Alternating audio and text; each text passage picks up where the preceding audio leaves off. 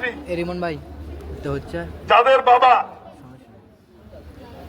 দেশের বাহিরে রেমিটেন্স যোদ্ধা হিসেবে কাজ করে, কাদের কাদের বাবা একটু হাত তোলো। ছাত্র এবং ছাত্রী প্রবাসে থাকে, প্রবাসে বিদেশ থাকে, বিদেশ থেকে কাদের বাবা হাত তোলো। আরে গর্বের সাথে হাত তুলবে। আর মনে হয় এমন ভাবে হাত তুলতে মনে হয় বাপ চোর।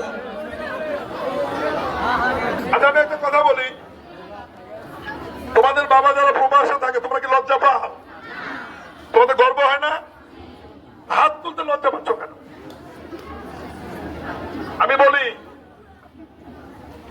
ভুজিয়া বাজারে চার দোকানে যারা আড্ডা দেয় 420, তাদের চাইতে তোমাদের বাবা অনেক ভালো।